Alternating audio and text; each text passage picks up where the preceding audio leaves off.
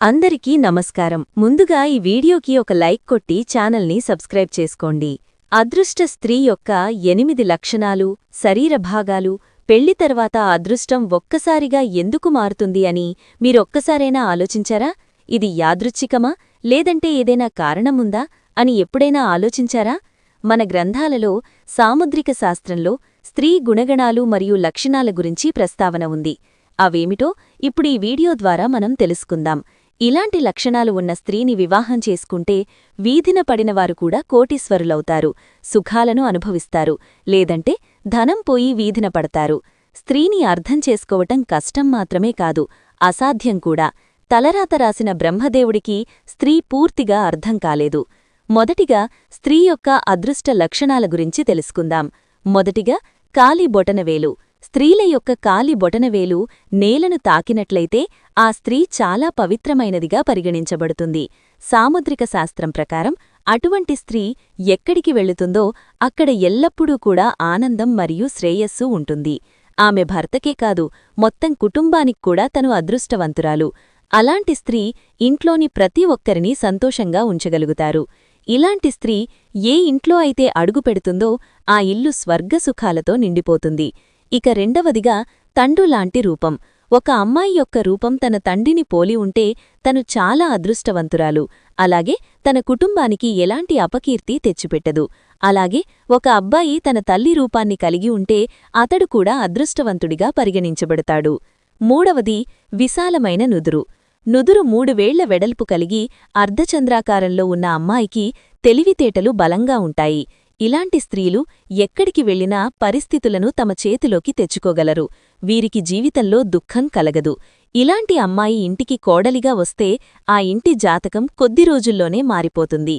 వీరికి సహనం, బోర్పు కూడా ఎక్కువగా ఉంటుంది. నాలుగవదిగా ముక్కుమీద సన్నని పుట్టుమచ్చ. అమ్మాయి ముక్కుమీద పుట్టుమచ్చ ఉంటే తను అదృష్టవంతురాలు, ధనవంతురాలు. తను ఉన్న ఇంట్లో తిండికి లోటుండదు. ఇలాంటి స్త్రీలు వెళ్లిన ఇల్లు ఆర్థికంగా ఎప్పుడూ కూడా బలంగా ఉంటుంది. ఇక ఐదవదిగా మెరిసే మరియు తెల్లని దంతాలు. అందమైన మెరిసే మరియు తెల్లని దంతాలు, పళ్ల మధ్య సందు ఉన్న అమ్మాయి అదృష్టవంతురాలు. ఇలాంటి స్త్రీలు ఎన్ని సమస్యలు వచ్చినా భర్తను వదిలిపెట్టడానికి ఇష్టపడరు. ఇక ఆరవదిగా స్త్రీ చేతివేళ్లు. చేతివేళ్లు మృదువుగా సన్నగా ఉంటే అలాంటి స్త్రీలు తాము వెళ్లిన ఇంటికి కష్టాలు రాకుండా చూసుకుంటారు. ఈ మహిళలు తమ కుటుంబానికి ఎప్పుడూ రక్షణగా ఉంటారు. ఇక ఏడవది స్త్రీ కళ్ల యొక్క లక్షణాలు.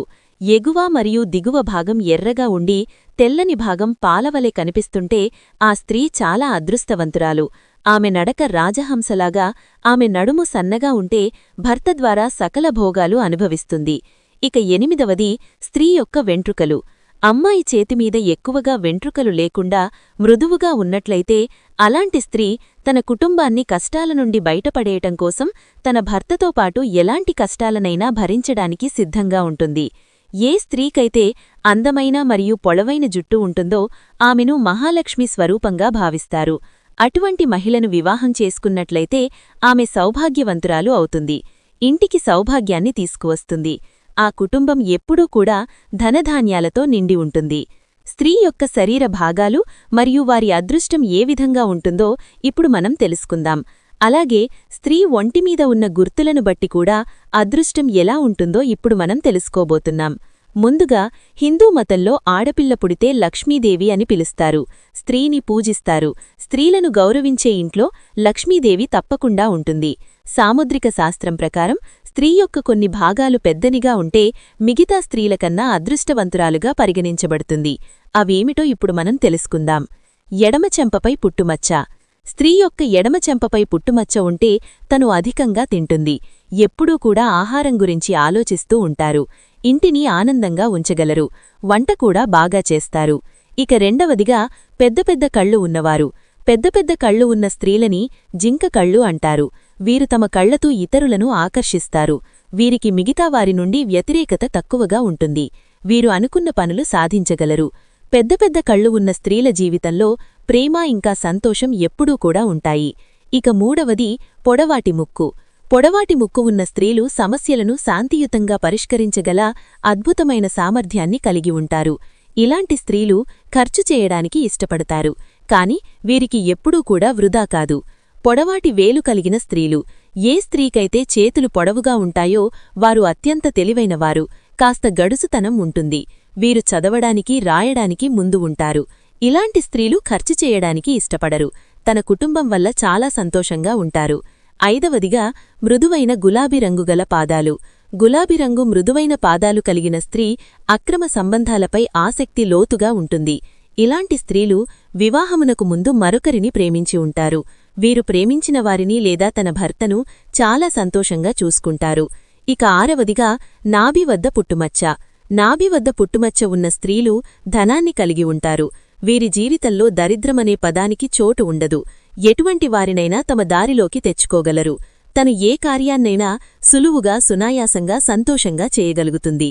ఇక 7వదిగా మెరిసే గొర్లు. స్త్రీ యొక్క చేతి గొర్లు అందంగా మెరుస్తూ ఉంటే తను చాలా ఆరోగ్యంగా ఉందని అర్థం.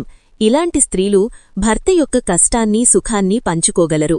తన కుటుంబాన్ని తన పిల్లల్ని ధ్యాసపెట్టి బాగా చూసుకుంటుంది. మంచి చరిత్రను కలిగి ఉంటుంది. ఇక 8వదిగా పెదవులకు పైన రోమాలు ఉన్న స్త్రీ. ఇలా ఉన్న స్త్రీలకు సమాజం నుండి కొంత వ్యతిరేకతను కలిగి ఉంటారు.